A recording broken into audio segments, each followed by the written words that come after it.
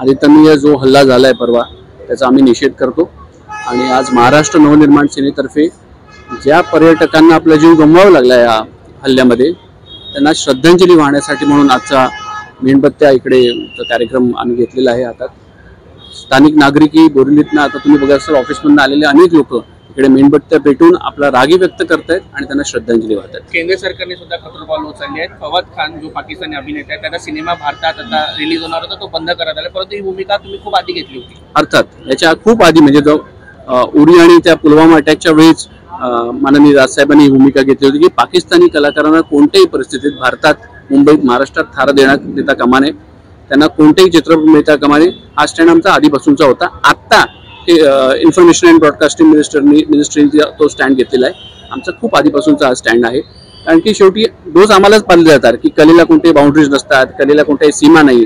पण अशा जर कोणत्या घटना घडत असतील तर कला बघायची की हा देश बघायचा, तर मला असं वाटतं की देश पहिला आहे, कला वगैरे सगळ्या गोष्टी नंतर येतात। कुठे ना कुठे हे मनसेचं यश आहे का? कारण की राजसाहेबांनी खूप आधी पूर्वसूचना दिली होती की अशा गोष्टी घडू शकतात, लक्षात ठेवा। पूर्वसूचना ते नेहमीच अनेक गोष्टींमध्ये देत असतात आणि कालांतराने लोकांना कळतं की अरे ह्या गोष्टी झाल्या, तर तो त्यांचा ठोका यंत्र काय आहे, पण ते नेहमीच सांगत आलेले आहेत की अशा गोष्टी होऊ शकतात, अशा गोष्टी घडू शकतात।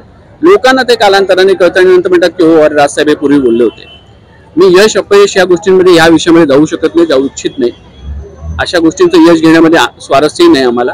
जी घटना घडली ती दुर्दैवी आहे आणि कठोर शिक्षा या लोकांना झाली पाहिजे। लवकरात लवकर केंद्र सरकारने याबाबत कारवाई करावी आणि महाराष्ट्र नवनिर्माण सेना संपूर्णपणे केंद्र सरकारच्या पाठीशी।